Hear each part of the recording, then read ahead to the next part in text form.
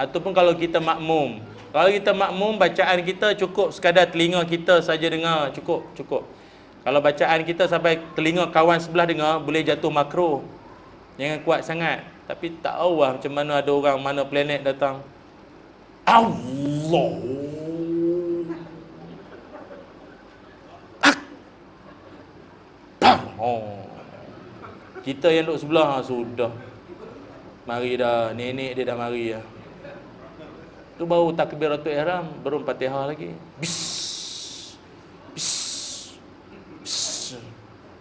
Tak bismillah lagi, baru bis. Walau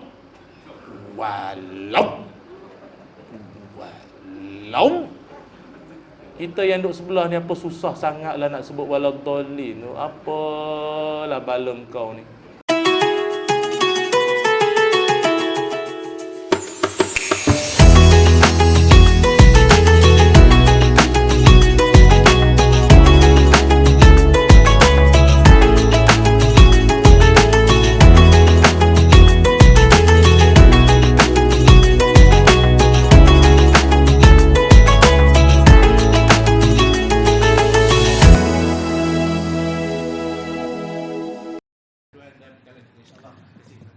Assalamualaikum warahmatullahi wabarakatuh.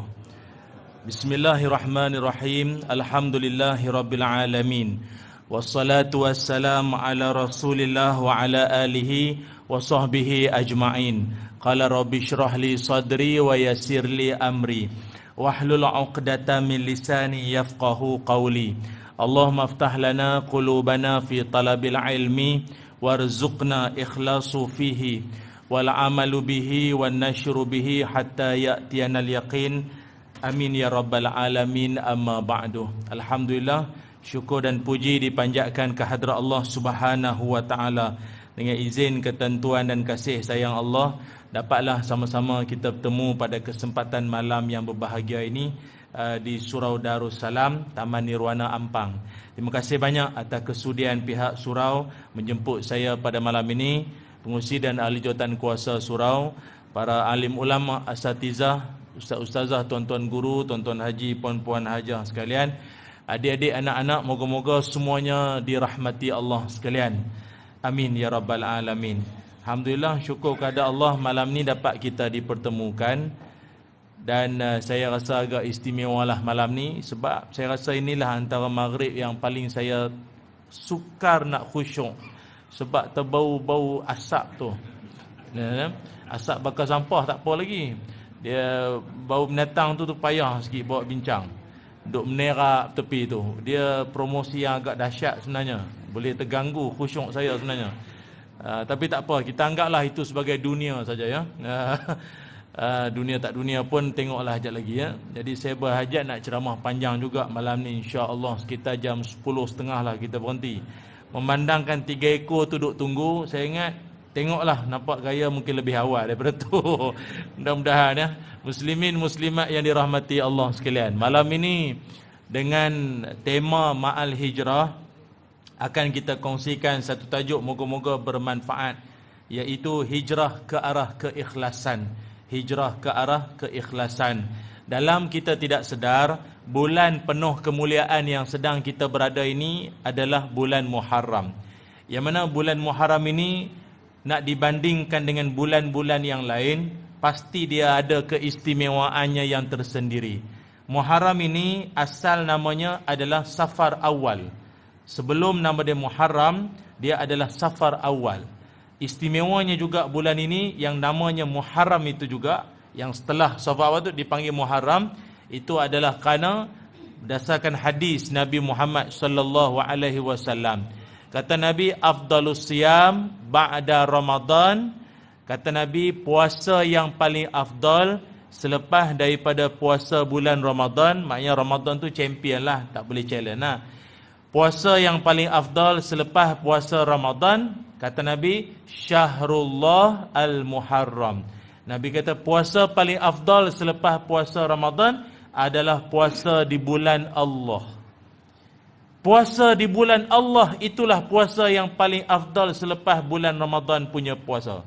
Persoalan, apakah itu bulan Allah? Bulan Allah tu apa dia? Muharram. Ni bulan yang sedang kita berada ini, berdasarkan hadis Nabi kata, puasa paling afdal selepas puasa Ramadan adalah puasa di bulan Allah. Itulah bulan Muharram. Maka amatlah digalakkan, kalau nak ikutkan tarikh, maknanya esok. Esok 9 dipanggil Tasu'a. 9 lusa 10 Ashura. Kalau nak diikutkan dalam sejarah, Ashura ini adalah puasa yang awal-awal dilaksanakan oleh orang-orang Yahudi. Masa Nabi sampai ke Madinah, Nabi tanya dengan diorang tu, buat-buat Yahudi ni, "Mahaza, apa kalian semua ni puasa ini apa sebab?" Kata buat-buat Yahudi itu, "Haza yaumun salih." Ini hari banyak Ini hari banyak kebaikan. Sebab pada 10 Muharram inilah nenek moyang kami Bani Israel telah diselamatkan Allah bersama-sama dengan Nabi Musa dari cengkaman Fir'aun. Menerusi terselamatnya daripada peristiwa laut terbelah Exodus. Itulah yang terkenal dalam sejarah, itulah 10 Muharram. Maka kata Nabi Muhammad sallallahu alaihi wasallam, kita lebih berhak terhadap Nabi Musa tu. Pasal Nabi Musa tu pun Nabi kita juga. Nabi Musa tu pun saudara aku juga. Nabi Muhammad SAW kata. Maka dia Yahudi ni, dia cakap seolah-olah Nabi Musa tu macam Nabi dia seorang. Musa pun Nabi kita jugalah. Maka kita juga berhak untuk, kalau dia orang pun puasa, kita pun puasa juga 10 Muharram. Tapi macam biasalah, janganlah sama dengan Yahudi. Dia orang puasa 10, kita pun 10. Tambah satu hari sebelum 9, 10. Beza dengan Yahudi. Jadi amatlah digalakkan untuk berpuasa sunat 9 dan 10. Kalau ikutkan tarikhnya, esoklah jawabnya 9 dan 10. Amalnya pulun kambing dulu, esok puasa. Nah, anggaplah tu sahur dah, insya-Allah. Macam rimau malam ni kita tengok. Muslimin muslimat sekalian, itu ingatan mesra je lah. Kita bukan nak bahas pasal Muharram. Itu bagi ustaz-ustaz lain lah cerita ya. Tuan-tuan yang saya kasihi semuanya, dalam peristiwa hijrah yang saban tahun kita dengar para pengkuliah ustaz-ustazah cerita, satu yang dapat kita rumuskan adalah hijrah juga mengajar kita supaya jadi orang yang ikhlas. Jadi orang yang ikhlas. Sebab kekuatan untuk nak berhijrah maupun berubah, tak kiralah berubah tempat, berubah perangai. Macam kita kan hijrah kita kadang-kadang hijrah tempat. Dulu duduk Kedah, macam saya dah lah Kedah, Sik pula tu, kan famous Sik tu kan, orang kampung, saya orang kampung. Dia orang Sik ni, dia Sik baling cakap lebih kurang lah, mu tak kelek kapur kawan, makan lemung. Dia lain sikit, dia macam nak Thailand, nak siam sikit. Kalau Kok Diang, kalau Changlun lain sikit, ui, sedapnya ui. Dia ada ui, dia ada panjang hujung tu. Bak tu tak apalah, ni bukan cerita bak tu. Ada orang hijrah berubah tempat. Ada orang hijrah sifat, perangai, akhlak. Tapi secara umum, asalkan hijrah, sikit sebanyak dia perlukan keterpaksaan. Dia perlu terpaksa juga. Sebab apa saya kata begitu? Jangankan kita umat, Nabi Muhammad sallallahu alaihi wasallam sendiri, Nabi hijrah ke Madinah tu kehendak diri ke memang Tuhan yang suruh? Allah Ta'ala yang titah perintah ke memang Nabi yang nak ke Madinah tu? Jawabnya Allah yang suruh. Hati Nabi berat tak? Agak berat untuk meninggalkan Mekah. Walau di Mekah tu lah kena henyak, kena kutuk, kena kecam, semayang elok-elok tak kacau orang pun, dia lemparnya najis, busuk lah atas belakang semua. Tempat jatuh lagi dikenang. Kan macam tu kan? Kita sekolah kena rotan, kena apa depan perhimpunan, rindu. Dia rindu. Dia rindu. Itu je lah. Walau pahit juga rindu. Maka Nabi pun ketika dititahkan Allah untuk berhijrah ke Madinah, saat yang paling menyayat hati adalah ketika Nabi SAW bergerak untuk keluar daripada Mekah. Sampai di satu kedudukan Nabi menghadap pusing ke arah Mekah sambil bermonolog. Bermonolog ni maknanya bercakap seorang. Dialog dua pihak, dua hala. Monolog satu hala saja. Nabi bercakap seorang-seorang. Inni la ahabbu ilallah engkau hai Mekah. Aku sangat sayangkan engkau wahai Mekah. Mau taknya tempat kelahiran, mak menakan, pak saudara, paman-paman semua itu, semua adik-beradik semua Mekah kan, banyak tempat-tempat kenangan semua Mekah. Kalau bukan kerana perintah Allah, aku takkan tinggalkan engkau Mekah. Apa pelajaran boleh kita ambil? Berhijrah dan berubah biasanya perlukan paksaan. Jangankan cakap hijrah yang besar-besar. Kalau seorang lelaki-lelaki biasa semayang duduk saf belakang, suruh hijrah mari duduk saf depan pun terpaksa, betul tak? Tak payah cakap lah Mekah Madinah tu jauh sangat, 498 km. Ni kan, penuhkan saf hadapan dulu. Dia boleh tolak orang lain. Sila. Lagi mau cakap perubahan yang lain, sembang. Suruh gerakkan kaki mari saf depan pun payah. Dia ingat, dia orang lelaki ni saf paling afdal, paling hadapan. Perempuan saf paling afdal yang paling belakang. Maaf, yang suka duduk belakang ni perempuan. Dan memang patut pun, yang paling belakang tu adalah perempuan. Suka sangat duduk belakang ni kenapa? Kan? Jadi kena cari saf depan tu, bagi semangat sikit. Dia kata, ustaz bukan apa, saf depan ni dia payah sikit. Tu lah kena. Dia kena paksa. Berhijrah ni macam tu. Berubah ni macam Nabi, dia ada rasa terpaksa juga pada mulanya nak meninggalkan Mekah tu. Sama macam kita, duduk belakang, lagi-lagi dapat tiang. Itu kesayangan tu. Dinding, tiang, yang menyandar tu tak apa, saya faham. Dia maknanya tak tahu makna apa. Tapi macam itulah, dia tak kan, dia memang dia dah lock situ dah. Dia ada geran tanah kat situ. Jadi tak boleh buat apa dah. Ya dah, maksudnya benda boleh ejah dia tak nak, dia mau itu. Suruh ubah sikit. La ilaha illallah, memang payah. Dia akan rasa tak selesa. Tak selesa. Duduk tempat orang, duduk tempat baru, akan rasa tak selesa. Saf pertama pula, lagilah. Dia orang takut sangat duduk saf pertama ni pasal apa? Risiko nak jadi imam tu ada. Tu orang takut tu. Itu yang kalau boleh, tuan-tuan kalau nak selamat, tapi nak duduk saf pertama, semayang pakai t-shirt ni kali. Mari surau pakai t-shirt. InsyaAllah tak ada siapa tolak jadi imam. Tak ada siapa tolak jadi imam dengan t-shirt. Kan? Sebab tu dia kalau dah pakai smart sangat dengan serban, dengan jubah, ridak siap, tani tasbih di tangan, siap. Nah, kalau setakat dalam kepala tu ina atau ina tabat yada izaja, saya ingat cak ayam lagi. Tak boleh. Dia kena kurang-kurang almu al-waqi'ah tu, Yasin lah paling-paling pun dia kena ada. Kan? Ataupun kalau yang amatur, belum profesional, saya ingat boleh offer diri jadi imam, start Zuhur dulu. Zuhur dia takkan Zuhur pun payah. Bukan nak bunyi apa, sunyi lah. Ustaz cakap senang memanglah Zuhur tu bacaannya sunyi senyap. Nanti lepas bagi salam, nak doa apa? Doa. Benda boleh bincang. Jangan bimbang. Dah kita dah imam, dah wirid semua, kita win-win lah. Takkan makmum nyongok duduk macam tu, tak ada kerja. Toleh menghadap makmum. Buatlah. Corona lah, batuk kering, TB semua ada. Jadi makmum insya-Allah saya ingat dia faham lah. Bismillah. Itulah bagus, saling tolong menolong. Tapi kalau makmum pun 2 kali 5, jam. Kita dia pun dia tolak. Jadi sampai sudah tak ada doa. Tok Imam kata memang naya aku lain kali aduh. Jangan bimbang, Islam tak pernah susah, mudah saja. Tadah tangan, Allahumma barik lana fima razaqtana, ulang kat 40 kali. Saya ingat itulah kali terakhir kita jadi imam. Muslimin muslimat yang dirahmati Allah sekalian. Jadi ingat, hijrah ini bukan benda mudah.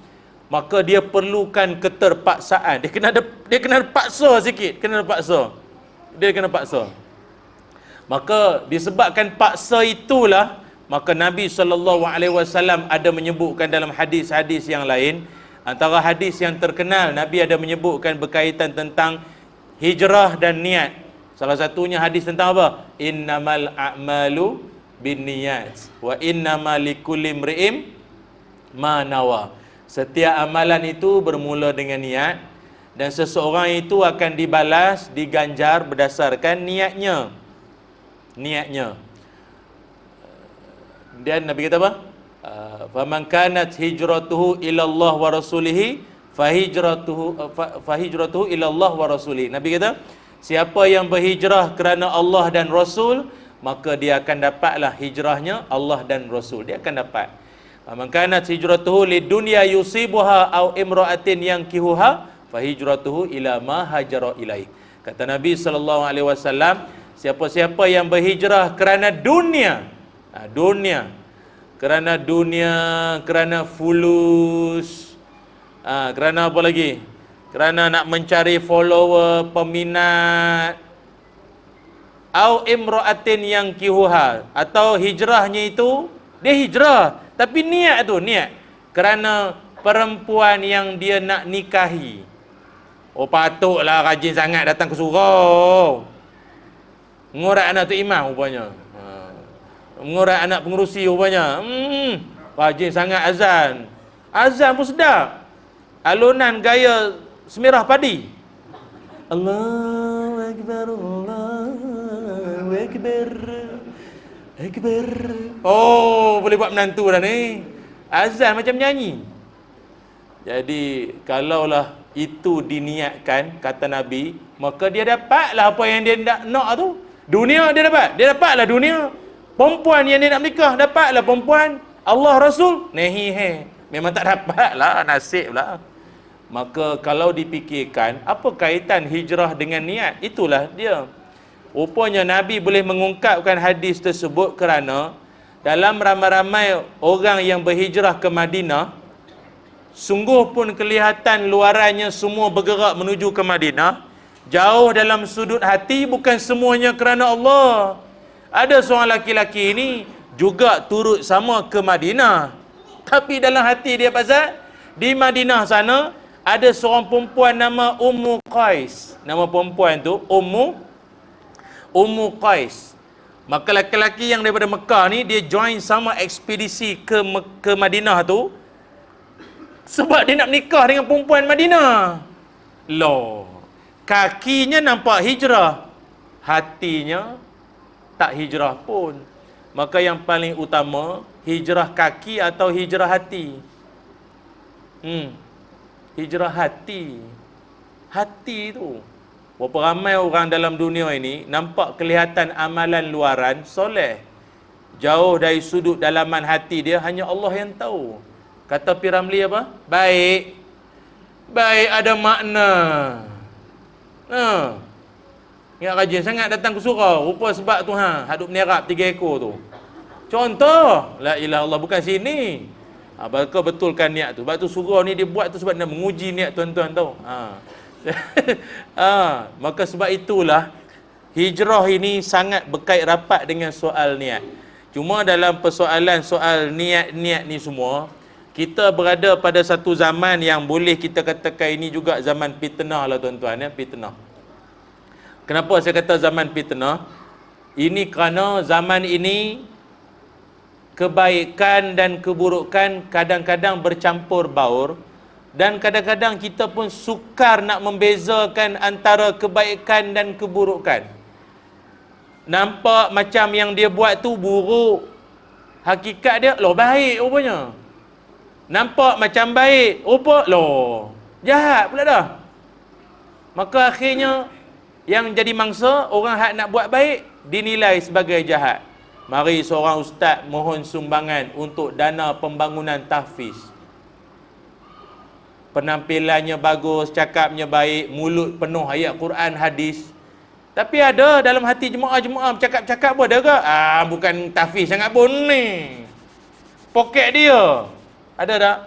Orang baik tapi dinilai jahat. Namun ada orang yang jahat namun dinilai baik. Penjenayah tapi handsome. Bila kena tangkap, sial, handsome buat jahat, tapi yalah kan, kalau diberi peluang untuk dia bertaubat, mungkin dia ada masa dia bertaubat.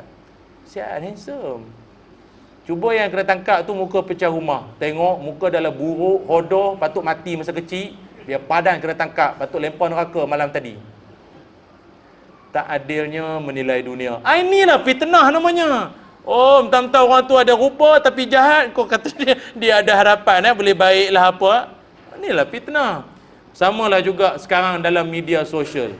Media sosial ni termasuklah Facebook, Instagram, YouTube, TikTok, dan yang sama waktu dengannya lah. Ibu-ibu di belakang ada Facebook, kena ada lah. Bolehlah follow saya, nampak promote tu. Facebook ni, tengoklah yang baik-baik. Ceramah ustaz-ustaz banyak, siang malam ustaz-ustaz kita buat banyak. Ni pun saya ingat ada yang Facebook ni, tengok, follow yang baik-baik. Tapi itulah kan. Tapi kalau tak ada Facebook tak ada masalah. Sekarang akaun Facebook senang nak buka. Cuma ada kesian lah seorang nenek tu, sian kat dia. Dia pun bila ustaz cakap dia semangat lah. Esok pergi bank. Dia sampai kat bank ambil nombor giliran siap-siap. Sampai giliran dia pergi kaunter. Budak tu tanya, makcik nak buat apa? Makcik nak buka akaun. Oh, current ke saving? Akaun Facebook. Oh, Facebook bukan bank, buat sendiri je lah. Oh, sian, ada orang macam tu. Orang lama-lama ya, dia bukan tahu sangat. Bunyi akaun bank lah. Dia bukan tahu. Akaun Facebook tak payah bank. Tuan-tuan semua. Jadi, macam sekarang, zaman media sosial. Zaman media sosial adalah zaman di mana itulah berimpun macam-macam lagi dahsyat punya fitnah. Maksud saya apa? Macam ni. Ada ketikanya kita berbuat baik atau kita menunjulkan benda-benda baik dekat media sosial, namun disalah tafsir, disalah faham, disalah tanggap oleh orang-orang yang menonton pula. Faham tak maksud saya? Contoh, tuan-tuan bagi sumbangan, tuan-tuan buat bantuan, gerobok rezeki, apa lagi? Macam-macam lah sumbangan, tapi akhirnya gambar-gambar tu kan masuk Facebook. Apakah yang dinilai oleh masyarakat? Buat baik tak payah tunjuk orang lah, biar Tuhan je yang tahu. Pernah jumpa orang macam tu? Kita buat baik, lepas tu kita bantu orang, dan akhirnya orang tu pula tolong kita balik. Itulah dia penunggang agama. Oh, dahsyat masyarakat sekarang ni, dia punya nilai hati orang dahsyat. Dan dia mempertikaikan keikhlasan orang. Maaf, saya cakap ni untuk ingatan bersama, dengar. Tambahan pula kita yang menjelang pilihan raya ni, bila nampak mana-mana calon ke apa berbuat baik, apa mulut kita cakap? Dandan. Betul tak? Tuan-tuan tak angguk pun tak apa, saya faham. Dandan. Faham tak? Boleh sambung ayat seterusnya? Kan? Kalau yang biasa membawang dia tahu. Dandan. Dulu tak nampak batang hidung pun. Sekarang tentang nak raya ni, nak raya. Barulah nampak, habis peluknya atuk-atuk orang pun peluk habis macam atuk dia pun tak peluk macam tu. Ini semua baik, ada makna. Itu di komen di Facebook. Tuan-tuan, apa hukum seseorang yang menilai hati orang? Kita ni orang Islam, bezalah sikit dengan orang bukan Islam. Saya ulang, saya sebut ni ingatan bersama. Tak kiralah tuan-tuan pangkah siapa pun, itu hak masing-masing. Tapi adab sebagai orang Islam ni, dengar. Jangan sesekali menghakimi, menilai hati orang. Di zaman Rasulullah sallallahu alaihi wasallam dulu, ada seorang lelaki sahabat Nabi mulia, namanya Usamah bin Zaid radhiyallahu an. Usamah bin Zaid ini dalam satu peristiwa ataupun dalam satu situasi itu, saya ringkaskan ceritalah, panjang pula nak cerita awal tengah dia semua. Dia pergi bunuh salah seorang non-Muslim, orang bukan Islam, yang juga musuh lah. Tapi yang anehnya adalah musuh pada ketika itu yang masih bernyawa pada situ, dia hidup lagi. Dia melafazkan la ilaha illallah. Dia melafazkan kalimah syahadah. Tapi Usamah bin Zaid ni tetap mara meneruskan niat dia. Dibunuhnya orang non-Muslim yang mengungkapkan la ilaha illallah. Dibunuh juga. Tak kira lah, la ilaha illallah pun kau bunuh. Maka kejadian tragedi tersebut agak viral lah, tular. Sampailah ke pengetahuan Rasulullah sallallahu alaihi wasallam. Maka bila Nabi dapat tahu bahawa tindakan tersebut atau tragedi insiden tu berlaku, Nabi pun Nabi panggil, Nabi bersyarah sikitlah. Antara yang Nabi pesankan kepada para sahabat, termasuk juga yang terbabit, Nabi pesan apa? Kata Nabi sallallahu alaihi wasallam, "Inni lam aumar an unaqiba an qulubin nas wala asyqa butunahum." Dan ada lagi, walaupun riwayat pelbagai ya. Kata Nabi sallallahu alaihi wasallam, riwayat Imam Bukhari, Muslim dan Ahmad. Kata Nabi, aku tak pernah diperintahkan untuk menyelongkar, memeriksa hati manusia lain dan aku tak disuruh pun membelah perut manusia. Apa pelajaran hadis ni? Nabi nak ajar kepada para sahabat dan kita semua umat, kau jangan duk sibuk hati orang, boleh tak? Di bahasa kita lah. Kau jangan nak sibuk nak ambil tahu tentang niat orang. Sebab apa? Ketika sahabat tu bunuh, dan bila Nabi tanya kenapa sahabat tu bertindak sedemikian rupa, maka kata sahabat itu, ya Rasul, dia mengungkapkan kalimah syahadah tu pasal dia takut kena bunuh lah. Jadi dia cakap lah, la ilaha illallah. Jadi kalau la ilaha illallah ke Allahu Akbar, tak boleh lah nak bunuh. Maka tak, mulut je la ilaha illallah, hati bukannya ni pun. Kata Nabi, kalau sekiranya kalimah syahadah dia la ilaha illallah itu benar tulus daripada hati dia, apa engkau nak jawab di akhirat nanti? Jangan main-main dong. Maka mana-mana orang buat baik pada kita, baik. Sudah, tak payah nak ada makna ialah tu apa yang ini semua. Jangan diulang lagi apa yang dah berlaku ini. Maka sahabat Nabi Usamah bin Zaid ini ditegur oleh Nabi. Bukan bermakna tragedi ini menjatuhkan martabat sahabat. Tidak, dia mulia. Tetapi ini satu iktibar untuk kita semua. Jangan duk menilai hati orang. Tu saja. Nampak kawan-kawan kita kongsi gambar dekat Mekah. Dia kata apa? Alhamdulillah selesai melaksanakan apa, umrah ke haji ke apa, selesai apa. Mohon sahabat-sahabat doakan saya selamat sampai ke hari wukuf, atau selamat sampai habis selesai dan balik Malaysia semua. Kita pun amin, insya-Allah, hajjan mabruran wa sa'yan mashkura. Okey dah, doa baik-baik. Tapi dalam ramai-ramai itu biasalah, akan adalah seorang tak payahlah nak menunjuk kata dia yang betul terpilih pergi haji. Apa benda lah orang dia macam tu, bahaya. Hati dia dan Allah. Sebab itu kata Saidina Umar Al-Khattab, ini Saidina Umar tau, bukan Haji Umar, Saidina. Haji Umar tu baik dah, Saidina ni lagilah power lagi. Saidina Umar kata apa? Dia kata aku, saya baca terjemahan je lah ya, senang. Dia kata aku ni kalau tengok orang tu baik, buat baik, walau hati dia jahat, aku tetap pandang dia baik dan aku sayang dia. Tapi kalau orang tu dah memang jahat, buat perangai pun tak senonoh jahat, walau hati dia baik pun, aku tetap membenci dia. Sebab hati tu dia dan Allah cukup. Tak payah duk sibuk hati orang, tu je.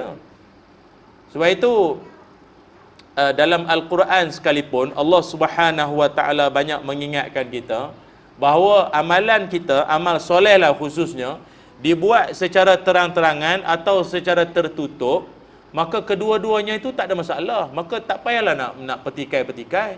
Buat mokcek besar-besar, sumbangan untuk surau Darussalam untuk penambahbaikan tuan tandas lah apa. Tak payah, kalau dah ikhlas sangat transfer diam-diam sudahlah. QR code ke apa, nak buat mokcek besar-besar 5,000 je pun. Ada orang 1 juta senyap je pun. Janganlah macam tu. Dalam Quran Allah Ta'ala sebut apa? In tubdus sadaqati fa ni'mahi wa in tukhfuha wa tu'tuhal fuqara'a fa huwa khairul lakum. Kata Allah Ta'ala, kalau sekiranya engkau bagi sumbangan terang-terangan itu baik. Kalau engkau bagi sumbangan sembunyi-sembunyi itu, transfer account CMB, klik Maybank to you ke apa-apa, QR code apa, itu Quran tak sebutlah QR code, secara sembunyi-sembunyi orang tak tahu kan, maka itu juga baik. Jadi tak payahlah bertikai. Sebab itu kata Dr. Yusuf Al-Qaradawi almarhum rahimahullah, kata beliau, bagi sumbangan terang-terang tu bagus pasal dia bagi semangat pada orang lain, surau-surau lain, syarikat-syarikat lain. Syarikat tu enterprise je pun, enterprise sumbangan pada 5,000, kita sendirian berehat. Group of companies takkan 1,000, board director punya ramai, takkan 1,000 malu kau orang. Jom bagi lah. Ataupun mangsa banjir, surau kita bagi 5,000 pada mangsa banjir, masjid bagi 500. Luar. Jadi faham tak? Faham tak? Bagi sumbangan terang-terangan, dia boleh memancing semangat pada orang lain. Tapi kalau bagi sembunyi-sembunyi, kata Dr. Yusuf Qardawi, itu lagi bagus sebab menyelamatkan hati daripada riak, sum'ah dan yang sama waktu dengannya lah. Yang perangai-perangai yang lebih kurang dengannya. Cuma bila saya sebut macam ni, tuan-tuan janganlah rasa bimbang pula lepas ni. Payahlah ustaz macam ni. Nak buat baik pun payah, tu pun payah macam ni, nak kejap nak tunjuk tak tunjuk kat orang macam mana ni ustaz. Jangan bimbang, Islam sentiasa ada jalan. Kata para alim ulama, pasal ada setengah-setengah orang yang masuk air mana tah dia cakap. Dia kata ustaz, kita amal ni, amal-amal ibadah ni kena sembunyi. Mana boleh tunjuk ke orang? Mana boleh orang tengok? Baik, kalau amal ibadah kena sembunyi, kalau macam itulah pahaman dia, lain kali sembelih lembu korban, sembelih dalam rumah bawah katil. Dah tak nak orang nampak. Takut riak. Tu pun lembu nampak kan? Janganlah macam tu. Kalau dah tak belajar tu, faham-fahamlah, marilah belajar. Dah tak belajar, mulut mengata orang. Jadi apa? Sabar. Kata para ulama, Imam Al-Aiz Abdis Salam rahimahullah, kata beliau, ibadah ini ada 3 kategori. Dengar baik-baik ya. Ni saya share dengar. 3 ni ingat pesan, kalau yang catat masuk dalam grup WhatsApp. Daripada membawang, baik masuk ilmu. Dengar ya. 3 kategori. Pertama, ada ibadah yang disyariatkan untuk ditunjuk dan dipamer. Maknanya mau tak mau, ibadah tu memang kena tunjuk. Apakah ibadah yang kena tunjuk? Itulah termasuknya azan. Azan memang kena tunjuk ke orang lah. Takkan azan sorang-sorang dalam bilik bila dengan mic pun off. Kau azan lah sampai urat leher besar paha pun tak sampai maksud azan. Azan tu syiar. Azan syiar, dia kena kuat, terang benderang. Tak bolehlah perlahan. Dengung. Orang kata besar tak azan kuat-kuat sikit, tak boleh, riak. Jam. Apa lagi ibadah yang kena ditunjuk? Khutbah Jumaat. Khutbah khatib kena kuat. Ittaqullah, semangat. Nabi kalau khutbah sampai merah biji mata. Maknanya tegas, garang. Garang sikit. Itu khutbah kena semangat. Ini kalau ittaqullah, taqullah. Slow, memang bertakwa sungguh semua hak di bawah ni. Berapa ramai hilang kepala, hantu Jepun semua. Tahu hilang kepala? Kan dia tunduk tidur, orang belakang nampak flat dia, tak ada kepala. Tidur lah. Bila qomat Jumaat, merah macam pontianak mata semua. Baru bangun. Berdengkur pula tu. Jadi khutbah kena kuat, kena semangat. Lagi apa lagi? Kena tunjuk, kena semangat, kena kuat. Iaitu takbir raya. Takbir raya kena semangat lah. Takbir raya tapi orang Melayu kan dia tentulah takbir dia. Macam itu saya berbalik haji. Masa haji itu syiar. Yalah takbir raya dia kalau haji kalau di Mekah ni dia Allahu Akbar Allah. Dia macam nak pergi perang sikit. Kita Melayu lain macam syair. Macam bersyair gurindam. Allahu Akbar Allahu Akbar Allahu Akbar. Ada hinguh kat sekelo. Maaflah, isteri meninggal, dia breast cancer minggu lepas. Jadi dia sedih, hibur tu. Baju raya tu ada lagi tempah sama-sama. Jadi dia sebar. Dia tak boleh. Dia macam mana pun dia kena semangat takbir raya ni. Lagi apa lagi kena sebut dengan semangat? Apa lagi? Termasuklah juga Allahumma salli ala Muhammad, iqamah. Dan yang tuan-tuan sedia maklum lah, dia tu kena kuat. Satu. Yang kedua, ada ibadah yang afdal kita sembunyikan atau bacanya suaranya perlahan saja, tak payah kuat-kuat. Apa antaranya? Iaitu zikir-zikir dalam solat. Termasuklah zikir ketika rukuk. Subhana rabbiyal rukuk a'la pula. Azimi. Dah lama tak rukuk apa? Azimi kan? Kan perlahan ya, perlahan. Ataupun kalau kita makmum. Kalau kita makmum, bacaan kita cukup sekadar telinga kita saja dengar, cukup. Kalau bacaan kita sampai telinga kawan sebelah dengar, boleh jatuh makruh. Jangan kuat sangat. Tapi tak tahu lah macam mana ada orang mana planet datang. Allah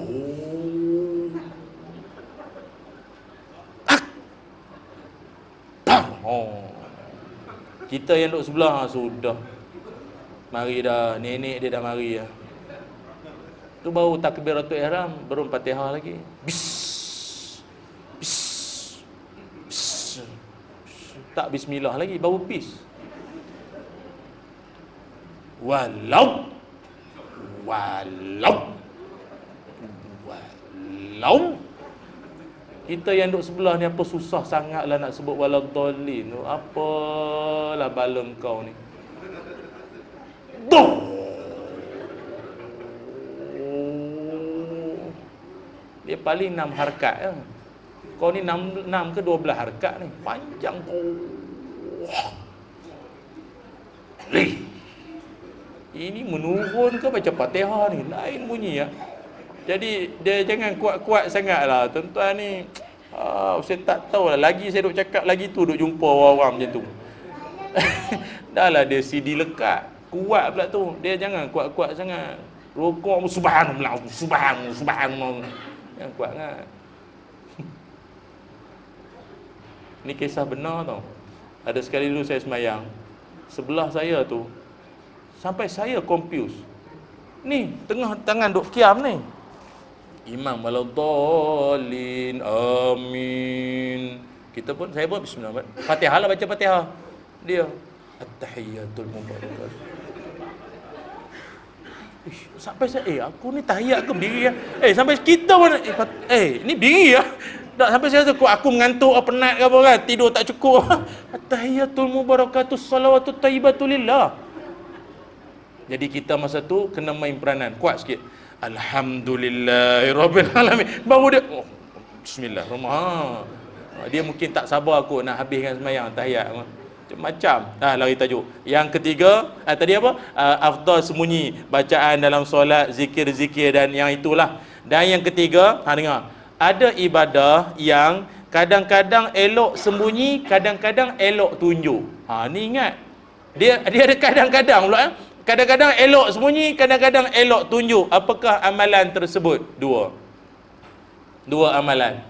Pertama, sedekah. Kedua, dakwah. Kadang-kadang sedekah ini elok terang-terangan, ada ketikanya elok sembunyi-sembunyi. Tuan-tuan masuk tabung, ada waktunya transfer akaun, suruh cucu ke anak tolong buatkan sekejap. Itu okey. Lagi satu dakwah. Dakwah pun sama, ada waktunya terang-terangan macam sekarang ramai orang datang tengok ni, ada live ni semua orang tahu, semua viral, semua okey. Tapi ada waktunya dakwah ni sembunyi-sembunyi. Ada perbuatan tak elok jemaah, kita nak cakap depan-depan nanti dia malu. Panggil masuk bilik imam pejabat, kita sembang belakang. Kan? Panggil dia, Haji, Kang Fahmi Syak bak dia sembang sekejap belakang boleh? Boleh. Ada minum-minum ke? Taklah, nak cakap sikit. Okey. Dia pun masuk bilik belakang, Haji, cakap maaf. Saya pun tak pandai sangat tapi saya nak cakap sikit lah. Dia dah lama nampak dah. Haji punya kain plekat saya tengok. Punggung Haji banyak makan kain plekat lah saya tengok. Kan? Faham tak? Punggung Haji tu dia makan kain plekat. Jadi kain plekat dalam punggung. Kan? Jadi saya bukan apa. Saya bila duduk sah belakang, saya nampak Haji punya punggung tu nampak kain plekat dimakan punggung. Sebab tuan-tuan pun tahu lah kan, 70% datang ke surau tak pakai seluar dalam, saya tahu. Bila dia sujud, dia tenganga mulut tu. Bila dia duduk, dia ngap. Dia ngap sama ngit. Itu sekali dengan kain plekat. Jadi Haji itulah Haji, saya segan nak beritahu pasal budak-budak pun ada yang duk bergelak-gelak pun ada orang nak buat swipe kad kredit lah apa macam-macam Jadi sebelum dia orang ngata belakang baik saya cakap lah, maaf je. Oh ya ke? Okey, sorry. Saya pun tak perasan nak ingat gajah duduk, aku pun duduk sekali lah. Tu. Ni contoh nak tegur benda lain tu tuan-tuan faham sendirilah. Itu dakwah. Ada waktunya terang-terangan, ada waktunya sembunyi-sembunyi. Tuan-tuan, azan lupa pula. Tuan kita bagi laluan azan isyak terlebih dahulu dan jangan ke mana-mana, kita kembali selepas ini insya-Allah.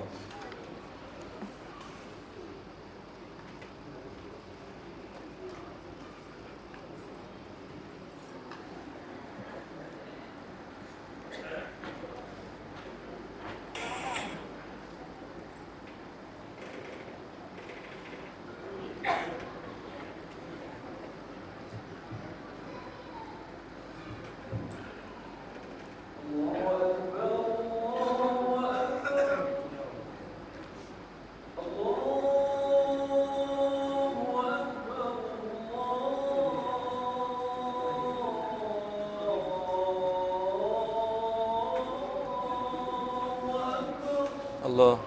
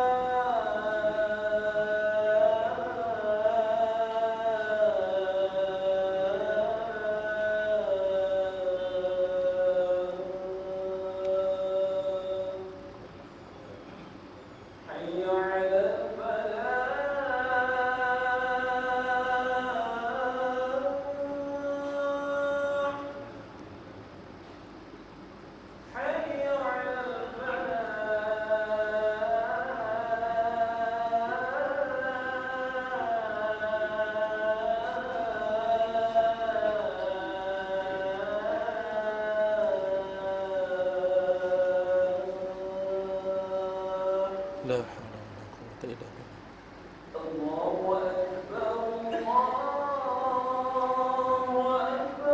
Allahu akbar. Allah.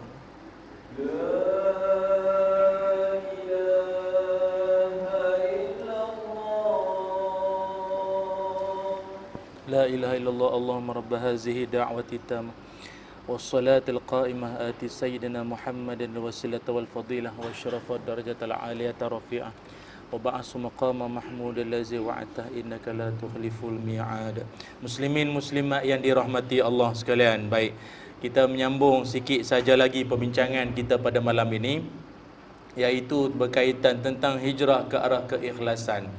Persoalannya sekarang, kenapa soal ikhlas ini penting?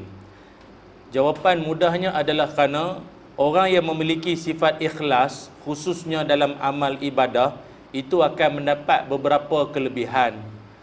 Pertama sekali, orang yang ikhlas itu, kata Allah Subhanahu Wa Taala, adalah orang yang sukar untuk nak digoyang oleh iblis dan syaitan.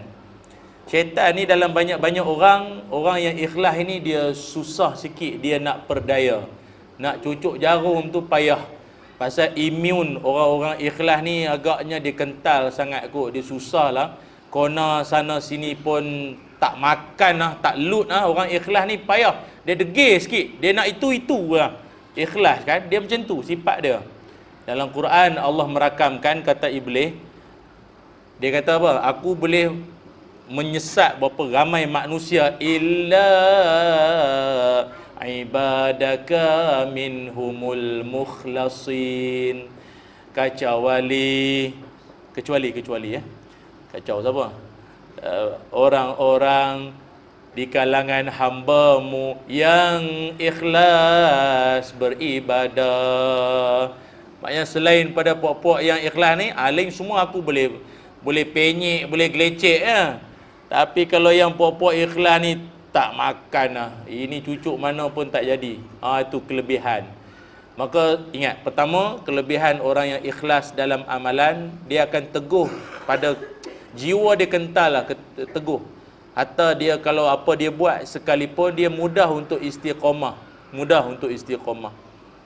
Perjuangan, apa je lah yang dia buat, dia akan steady ya, dia steady. Dia tak mudah goyah dengan apa orang cakap. Kalau orang yang tak apa nak ikhlas ni kan, dia mudah goyang. Orang kutuk sikit semua dia tak buat dah. Tobat aku tak buat lah, aku buat apa ikhlas lah. Ini balasan. Maknanya kau tak ikhlas. Itu je lah. Belum sampai lah. Sebab itu saya berpesanlah diri saya dan kita semua, apa jua kita buat ni tetapkan hati kita untuk ikhlas kerana Allah tu. Memang dugaan dia banyak, tapi kena, tadi Nabi kan paksa, dia kena paksa untuk ikhlas juga. Tuan-tuan, benda-benda yang kita buat selama ni pun, kalau ikutkan tak ada yang suka. Duduk dengar sejam ceramah ni bukan minat sangat. Tak kira lah Ustaz TV ke CCTV ke, mau lama sangat dia tak minat sekalipun. Kaki tu berserban dah. Kejap tegak, kejap menyilang ni, kejap pergi tandas, kejap datang balik, kejap tengok telefon, kejap member kawan, cucu tengok WhatsApp baru. Dia tak minat sangat. Tapi dah paksa kan nak jaga hati ustaz tu sama. Lepas tu jadi banyak dia kena paksa. Itu je lah. Jadi bukannya mudah. Sebab tu orang yang ikhlas ni hati dia teguh. Apa jadi sekalipun dia steady je. Apa Khalid Al-Walid Saidina Khalid Al-Walid, dia adalah panglima Islam yang mana ada perang, kalau dia ada takkan kalah. Islam takkan kalah. Kalau dia ada je mesti menang mesti menang. Sampai satu tahap dia kemuncak karier dia yang terlalu cemerlang, maka akhirnya dia dilucutkan jawatan. Yang lucuk jawatan dia adalah Khalifah Umar. Saidina Umar lucuk jawatan dia tanpa sebab. Tak ada sebab. Dan dia pun tanya, sebab apa dia lucuk jawatan? Pangkat tinggi ni, lucuk jawatan. Tak ada sebab. Tak ada sebab. Dan bila tak ada sebab, okey, dia pun akurlah arahan pemerintah. Dia pun habis, selesailah khidmat dia. Tapi keesokannya dia masuk perang juga. Tapi dengan sebagai orang yang prebet biasa lah, tak ada jawatan, pangkat tak ada lah. Tu yang askar lain semua tanya, tuan dah tak ada jawatan, join sekali juga kan. Taklah orang kalau dah pencen balik duduk kampung lah kan, elak-elak main cucu apa kan. Dia kata, aku berjuang bukan kerana Umar, aku berjuang kerana Allah. Tu je lah. Ada jawatan tak ada jawatan sama, berjuang tetap berjuang. Tu je lah. Oh insah kita dengar cakap-cakap orang-orang soleh macam ni. Maknanya hati dia memang purely, hati dia memang tulus tu, kuat. Bukan nak mengatalah, tapi kalau dunia pada hari ni nak cari orang macam tu agak sukar. Setengah orang kadang, kita lama tak nampak seorang Pak Haji ni dekat masjid. Lama tak nampak dia. Sekali jumpa dekat Ampang Point ke, jumpa dekat ni apa ni Lotus ke, Tesco apa nama tu, Pasaraya apa, Pasar Tani ke apa. Jumpa dia. Haji, lama tak nampak di masjid. Lu seronok Haji, ceria kami, seronok. Lama tak nampak, rindu peluk sekali. Allah. Apa cerita lama tak nampak? Tahu Pak Haji tu kata apa? Bukan tak nak pergi masjid tu, dah orang tak pilih kita kan? Kan? Berapa penggal dah saya pegang, macam-macam program buat. Kali ni dia tak pilih, jadi tak apalah. Pilihlah orang muda, orang baru, kita orang tua. Bangsa koyak macam ni janganlah ada. Jangan macam tu. Orang kalau tak pilih bukan tanda orang benci. Saya tak faham kenapa mesti koyak tu. Oh, faham tak tuan-tuan ni? Dia bukan kertas, dia orang. Janganlah macam tu. Jangan mudah begitu. Dia buat benda baik ni dia tak boleh merajuk. Dia macam ni. Kalau orang tak senonoh, dia nak koyak apa sangat? Tadi tak ada koyak apa, dia memang dah macam tu pun. Tapi kalau benda-benda amal-amal soleh ni, dia ada tahu lah, dia ada pantang kot agak, dia tak boleh merajuk sangat. Nanti benda dia nak kena tu lain macam sikit. Contoh Nabi Yunus alaihi salam. Nabi Yunus kan dia berdakwah kaum dia berpuluh tahun. Ada kata 30 tahun, ada kata 60 tahun, ada kata 80 tahun. Tahu kan pengikut dia berapa orang? 2 orang. Saya pun malam ni pun dah ramai alhamdulillah. 2 orang. Nabi. Bukan Nabi. 2 orang. Rubil, Tanoh nama depa. 2 orang tu. Rubil, Tanoh. 2 orang tu lah congok berpuluh tahun. Kuliah maghrib pun dia, kuliah subuh dia, porong perdana pun dia, apa tazkirah malam Jumaat pun dia, biar tahu jangan keliru pun dia. Tak ada orang lain dah. Tu kalau buat live Facebook tu, mata tu 2. Yang view tu 2. Yang like pun dia, yang komen pun dia, yang share pun dia, subscribe pun dia. Dia pun dah. Aduh, hai. Mau dia tak berasa hati, tak macam apa jadi orang kampung.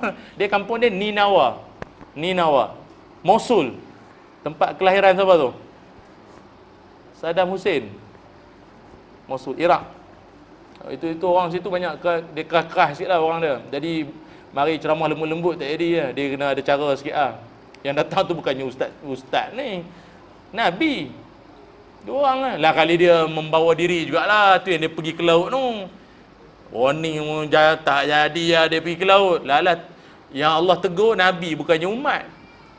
Tinggalkan kaum ini satu benda yang tak sepatutnya dilakukan oleh seorang Nabi. Allah takdirkan ditelan oleh ikan yang besar. Kisah tu lah tuan-tuan, dengan telan ikan tu. Merajuk lah. Merajuk lah.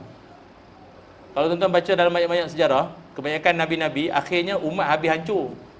Kan? Nabi Lut, banyak hancur lah sekali. Tapi Nabi Yunus ni tak. Asalnya tak elok. Tapi bila Nabi dengar, dia orang nampak datang awan gelap semua, akhirnya dia orang umat jadi insaf semua. Happy ending lah, happy ending. Cuma Nabi dia yang sikit tak apa nak happy, tengah-tengah tu kena telan 3 kegelapan. Gelap malam, gelap perut ikan, gelap dalam laut. Nabi yang kena macam sedikit macam tarbiyah dari Allah, nak kata denda tak kena lah, tarbiyah lah dari Allah. Maka tuan-tuan pun samalah, jangan merajuk buat benda baik ni, kan kena telan ikan. Rumah tepi laut pula tu. Tak tahu lah ikan patin ke apa. Jangan merajuk tau. Buat je lah. Kita buat program, kadang orang tak ramai. Apa nak buat? Rangka program, bincang, berubang, gerubang. Yang datang banyak ni. Dah lah banyak ni. Yang datang banyak ni tu pun komplain. Kata ustaz ni banyak ni pun datang. Bahkan bihun je. Contohlah kan. Sabarlah tuan. Buat benda baik macam tu. Dia nak ke syurga ni bukan senang. Jadi mantapkan niat. Itu je. Niat tuan-tuan, niat. Ikhlas kerana Allah. Ada jawatan, tak ada jawatan, puji maupun keji, buat saja kerja. InsyaAllah.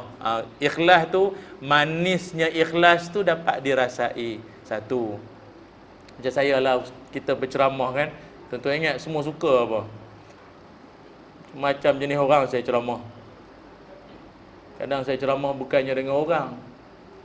Yang bukan lagi orang pun pernah saya ceramah juga dulu sekali.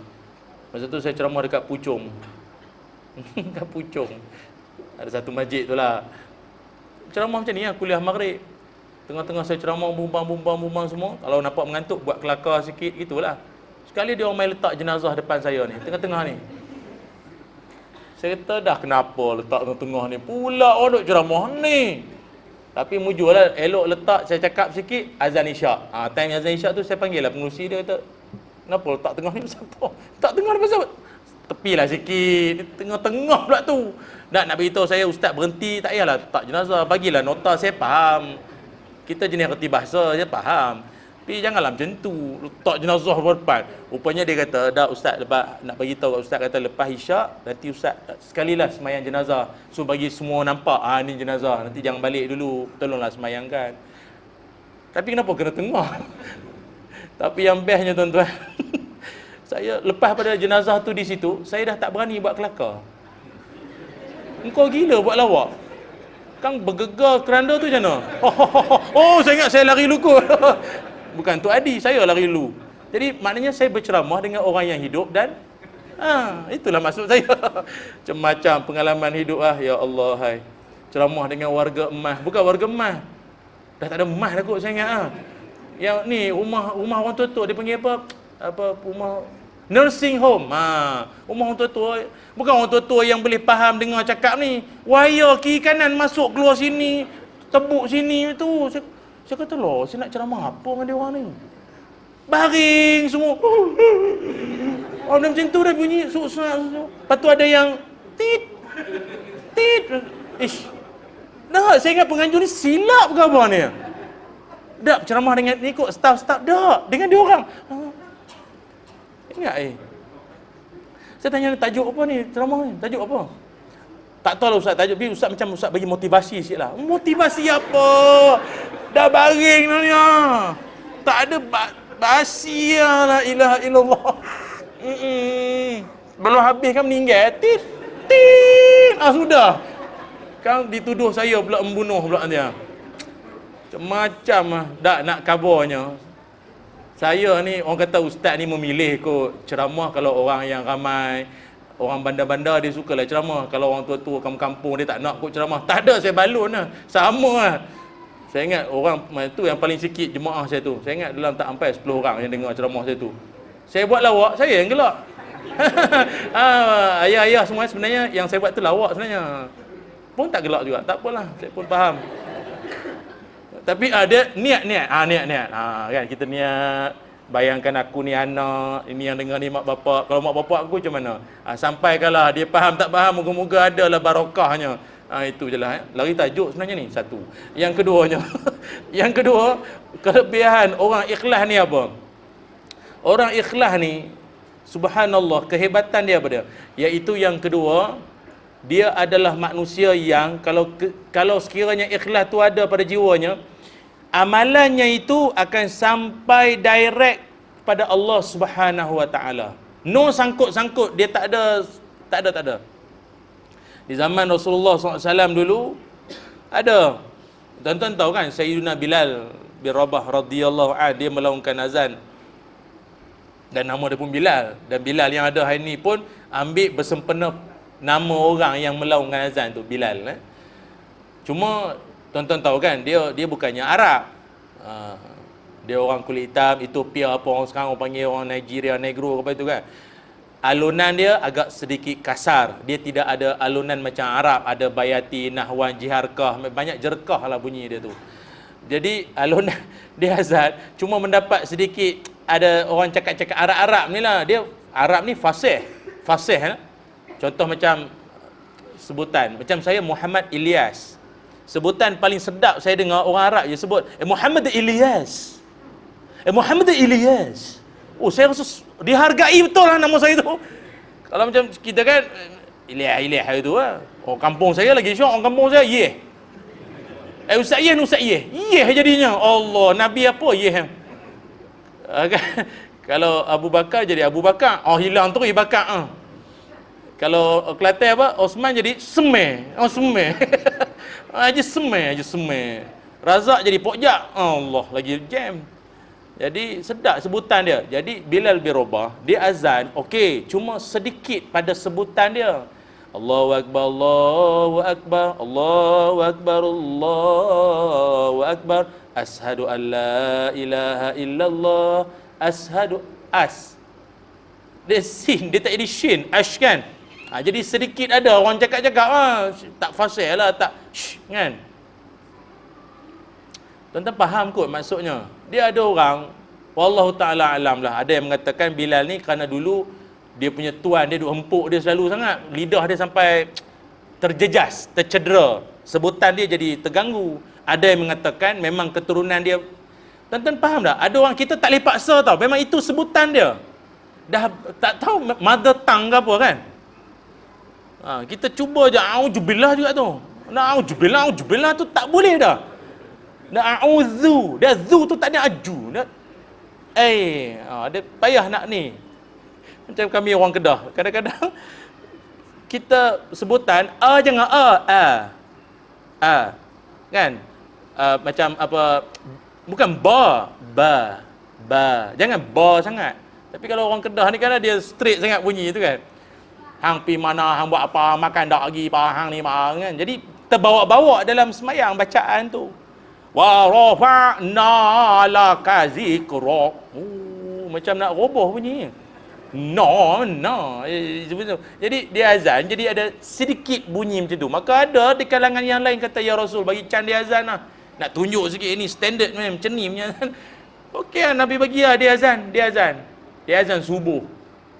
Malaikat tu pun tanya Nabi, ya Rasul, pagi ni tak subuh lah. Nabi kata, tadi azan. Tak dengar pun. Walaupun azan Bilal tak semerdu, tak sefasih Arab itu, tetapi alunan dia tulus hati sampai ke langit, didengar oleh penduduk langit tu. Maka ingatlah tuan-tuan, maka kita dalam hidup ni, yang soal lagi tu kita tak jalan niat dia, tapi itulah tak dengar di langit sana, tak sampai. Itu azan. Amalan-amalan lain pun samalah. Kita dalam beramal, saya takut amalan kita sampai shillingnya, turun balik, tak sampai ke sisi Allah pun. Tapi janganlah pula tuan-tuan jadikan alasan, saya ni sebenarnya nak pergi masjid Ustaz, tapi tahulah sampai depan pagar surau tu dia riak dia ada riak lah Ustaz. Riak Tu yang saya start motor balik tu. Dia geng macam tu banyak sebenarnya. Kau kalau dah tak nak datang, cakap je lah. Alasan riak lah bagai semua. Makan kambing kau tak tunggu riak pula. Saya bukan tak nak azan Ustaz. Saya, tak boleh Ustaz. Tak boleh lah. Kan? Saya baru Allahu Akbar, Allahu Akbar, Allahu Akbar. Hai, macam Mekah pula. Saya off mic, berhenti lah, cukup lah. Kan nanti riak tak sampai ke langit lah. Jangan macam tu. Imam Al-Ghazali ajar kita dalam amalan, kalau nak sampai tahap ikhlas, ada rasa riak sikit-sikit tu, ada rasa-rasa tu, lantak ya, buat ya. Lama-lama ikhlas tu datang. Sebab hidup kalau nak tunggu ikhlas, sampai bila? Sampai bila? Sampai bila?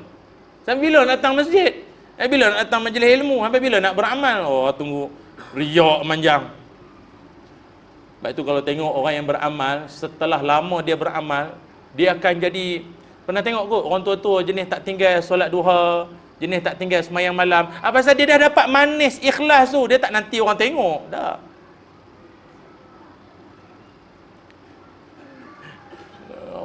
Laung azan ni memanglah benda yang show off kan. Orang senang nampak, orang senang nak puji. Azan je, tak payah nak kata riak-riak sangat ah. Tengok Tok Bilal kampung, daripada kita kecil sampai kita dah ada anak kecil pula, dia azan la salat. Batuk pula dah, sial. Rasa macam nak suruh dia rehat, dah main aku lah pula azan kan. Tapi yalah, dia dulu awal-awal dia azan, saya ingat dia pun antara yang riak juga tu. Saya ingat orang kampung dia yang paling sedap kan, dia sedap suara. Tapi kalau dah 30 tahun dia azan, takkan 30 tahun tu riak. Letih tiap-tiap hari nak riak. Dia manis lah, dia lama dia seronok nak beramal, seronok lah. Itu imam kan, awal-awal jadi imam, bukan imam sila-sila ni, tahu imam sila-sila? Sila. Bukan. Ini imam lantikan pejabat agama ni. Di depan saf, istawa'tadilu wasdul khalal, lurus rapatkan saf. Padahal makmum 2 orang kan. Tapi dia punya cara tu kan. Tapi dah awal-awal jadi imam ni, dia ada lagak tu, dia ada sikit. Aduh, hai. Tapi kalau dah 30 tahun jadi imam, takkan riak lagi. Dah. Nak bagi taunya, proses nak ikhlas ni takes time lah. Dia ambil masa. Buat je. Walaupun mula-mula mungkin kita ada rasa lah, yalah duduk rumah sendiri tak pernah bangun sembahyang tahajud, tak pernah. Balik rumah mak mentua dan bangun. Allah. Lepas tu masa doa lepas wirid kan, ya Allah, ampunkanlah. Dia pula tahu mak mentua pergi toilet macam mana, bangun tengah malam. Lalu bunyi flash toilet. Lagi dia, ya Allah, aku banyak berdosa demi Allah. Andai yang kau tak ampunkan aku, ya Allah. Sedap. Mak mentua menangis. Kata Allah, bagusnya menantu, sejuk rasa. Sejuk. Pukul 3 pagi. Aku bangun kencing, dia bangun semayang. Bagus. Mari isteri, anak dia lah. Mak, kenapa mak? Dak laki kau baguslah. Isyak isyak. Abang ni mak, dia biasa, dia semayang isyak, lagi 5 minit nak subuh tau. Ini kira awal ni. Teruk betul, mana kau jumpa laki kau ni. Dia ada orang macam tu. Saya tak tahulah itu kategori riak ke apa, saya tak tahu lah. Dah lah baca kuat pula tu. Dia serupa orang tak semayang subuh tapi qada time Jumaat. Macam tu. Tak ada tangan pula tu, dua kunut. Kau agak-agak ah. Cukuplah tuan-tuan, setakat ni je lah. Saya pun tak tahu tuan-tuan dapat apa malam ni. Tapi moga-moga balik semua ikhlas belaka lah. Itu je lah yang diharapkan, insya-Allah ya, insya-Allah. Bismillahirrahmanirrahim. Allahumma salli ala sayyidina Muhammad wa ala ali sayyidina Muhammad. Allahumma inna nas'aluka ilman nafi'a wa rizqan thayyiba wa amalan mutaqabbala. Ya Allah, ampunkanlah dosa-dosa kami, ya Allah. Ampunkanlah dosa ibu ayah kami, ya Allah. Ya Allah, kurniakanlah kami ilmu yang bermanfaat, rezeki yang baik dan amalan yang diterima. Ya Allah, ikhlaskanlah hati kami dalam apa jua amal-amal yang kami lakukan, ya Allah. Peliharalah kami, jauhkanlah kami daripada bisikan jahat syaitan yang nak menggelincirkan hati-hati kami daripada jalan lurus-Mu, ya Allah. Ya Allah, ada dalam kalangan kami yang sedang diuji dengan sakit dan keuzuran. Dengan rahmat kasih sayang-Mu, sembuhkanlah sakit-sakit mereka, ya Allah. Jadikanlah sakit itu sebagai penghapus dosa, pengangkat darjat mereka, ya Allah. Ya Allah, kurniakanlah kasih sayang-Mu buat para penyumbang-penyumbang, orang-orang yang suka bersedekah. Kau luaskanlah rezeki mereka, ya Allah. Kurniakan mereka anak cucu keturunan sebagai orang alim, orang yang soleh dan solehah, ya Allah. Ya Allah, matikan kami dalam husnul khatimah, ya Allah. Matikanlah kami dalam kemuliaan, ya Allah. Matikan kami ketika kami sedang beramal soleh, ya Allah. Ya Allah, jadikanlah anak-anak kami sebagai anak-anak yang akan mengirimkan Fatihah dan doa-doa mereka buat kami setelah kami berada di alam sana. Ya Allah, jangan Kau jadikan kubur kami sunyi, gelap daripada kiriman doa anak-anak kami, ya Allah. Ya Zal Jalali wal Ikram. Wa sallallahu ala sayyidina Muhammad walhamdulillahi rabbil alamin. Taqabbalallahu minna minkum. Alhamdulillah, terima kasih. Ada sedikit makluman, kalau ada siapa yang berminat nanti dekat luar sana ke luar tepi ni. Yang ni ada jualan buku, ada siapa yang berminat, buku-buku karya saya lah ada di luar sana tu. Kalau ditanya tentang apa isi-isinya tu, isi ceramah saya lah yang selama ni kat TV, radio semua dibukukan. Jadi kalau siapa berminat ada di luar. Pasal ada orang dia suka tengok YouTube dengan ceramah direct, ada orang dia suka membaca, tu ada di luar. Juga saya ada bawa minyak kasturi kijang. Biasa jual online. Ini kita bawa malam ini dengan harga yang istimewa lah kalau siapa berminat nanti, dengan pelbagai tujuan. Ada rawatan untuk wangian macam-macam, ada di luar sana, insya-Allah. Terima kasih sekali lagi kepada pihak Surau Darussalam. Moga Allah Subhanahu Wa Taala benar-benar masukkan kita ahli jawatan kuasa semua ke dalam syurga Darussalam di akhirat nanti. Amin ya rabbal alamin. Assalamualaikum warahmatullahi wabarakatuh.